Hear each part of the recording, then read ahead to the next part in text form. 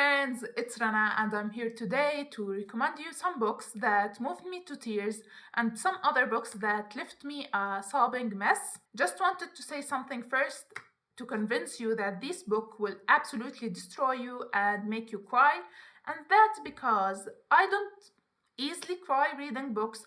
Movies, yes, absolutely. I always cry watching movies, and if I saw someone crying, I cry too.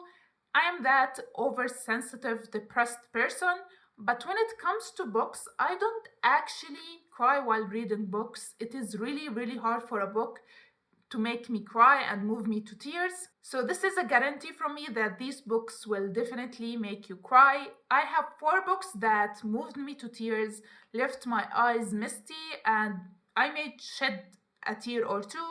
And then I have 3 books that left me full on ugly crying. I will start talking about the books that moved me to tears and made me shed 1 or 2 tears. Then I will move on to the hardcore ones. But I will be discussing spoilers in this video because it won't make sense just to show you the book and tell you that it made me cry without explaining exactly what made me cry. The first book is A Thousand Splendid Suns by Khaled Hosseini. This book was devastating from the start till the end. All of Hosseini's books are like that, especially this one. This book follows the stories of 2 Afghani women, Maryam and Layla. They have quite the big age gap between them, but their lives somehow intertwine. And we follow their stories in Afghanistan during the Soviet Union, then to the reign of Taliban. And after that, I got tear-eyed reading this book multiple times. It is a very hard-hitting book. It is not the type of book that you read it to have fun. It will destroy you. I will tell you 2 specific scenes that got me the most emotional.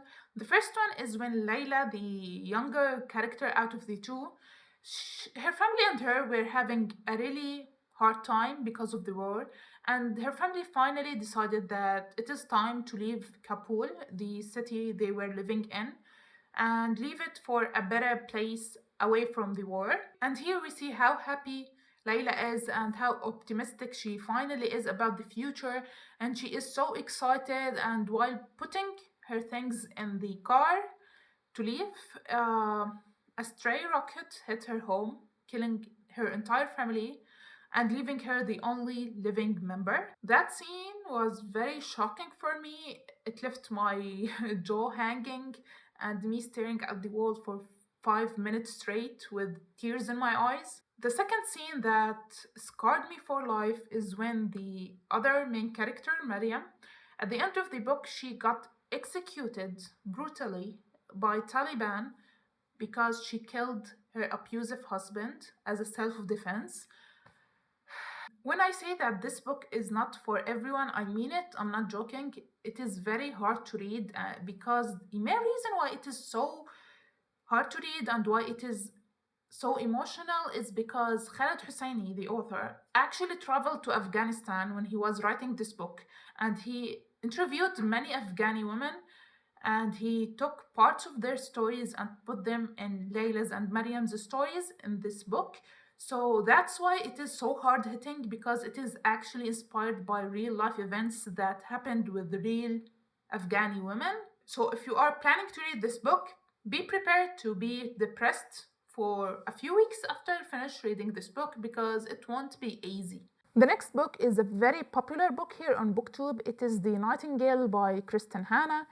Literally everyone and their mothers read this book and cried while reading it. In brief, this book follows 2 very different sisters during the Second World War in Nazi-occupied France. Nearly everyone who read this book ended up crying, and you can tell a book will make you cry if you just read at the back what people say about it. I forgot what is it called.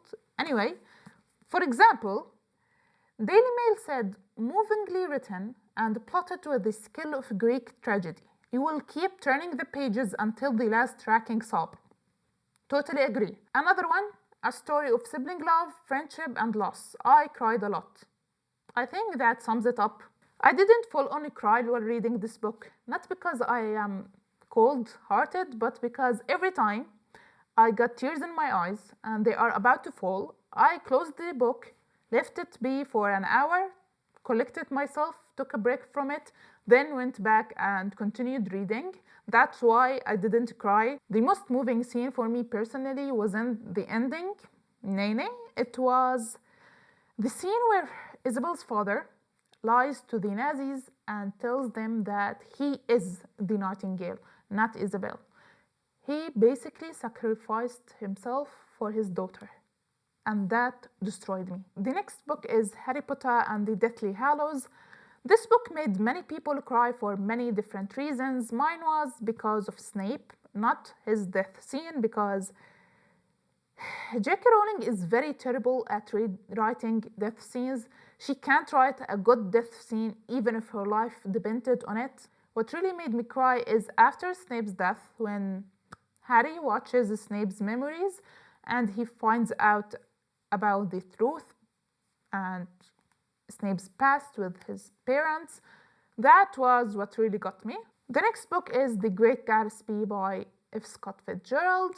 I bet your ass you didn't expect to see this one on here, did you? I studied this in university in my novel class, but we were going so slow at class, analyzing every single thing, and I just wanted to finish it. So I went back home, sat down, and started reading it till the end because I was that nerd in uni. And when I reached Gatsby's death scene, I was really shocked because I didn't see it coming. Again, his death scene wasn't what got me emotional.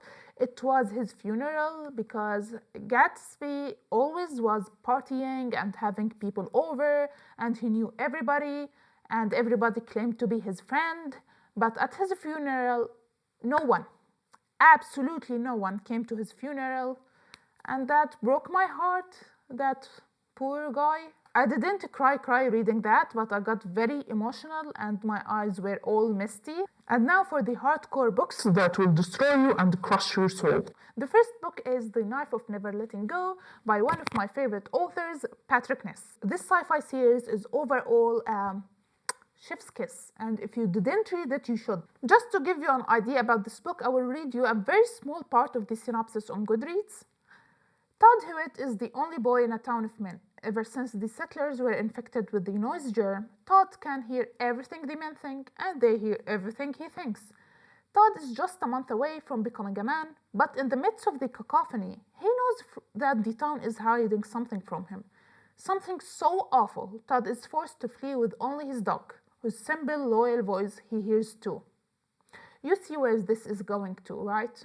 The dog is called Munchie. He is my favorite animal companion in all literature, but he was killed in the most heartbreaking, soul-crushing way ever.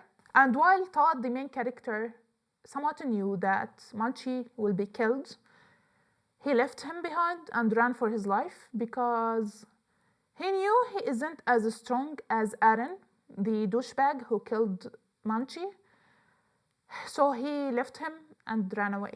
So Todd, when he was about to run away, because he also can hear his dog's thoughts, the dog, if my memory serves me right, he was confident at first that Todd will help him, but when Todd starts turning away to flee, Munchie gets confused and he keeps calling and asking Todd, because he was really confused. Why is Todd turning away? So Todd starts running away for his life, and he kept hearing Munchie's voice calling for his name till he was killed. I can't even talk about that scene because I feel like I'm about to cry right now.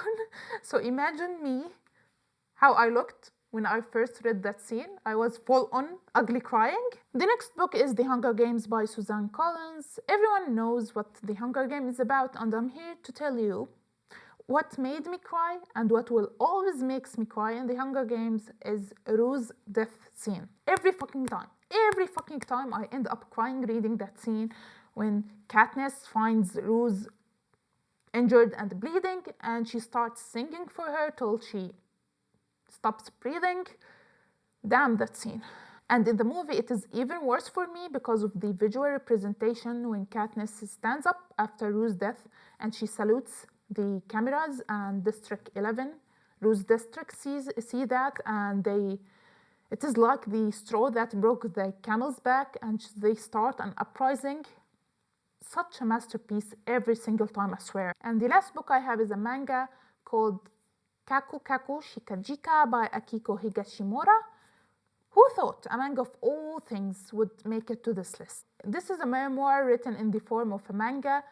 The author, Akiko, is actually a mangaka, and in this book she tells her life story, how she became a mangaka. Akiko grew up in this small coastal town where she used to take art lessons at this middle-aged man, Small's house, and he used to teach them traditional art and to prepare them to enter art universities. He was harsh and a strict sensei, and she was a rebellious student who always found herself in trouble, but in the end she entered an art university, and for some reason she cut her relationship with her sensei and she ignored his calls, even though he always cared for her and liked her. And one day she gets a call from her parents telling her that he passed away, and that moment where she finds out and how she feels deep regret for ignoring him all these years, she goes back to her town to visit his old house and to visit his grave. It was really so heartbreaking for me to read about it. So that's it for today's video. I hope you liked it. Please subscribe to see my future videos, and I will see you next time. Bye!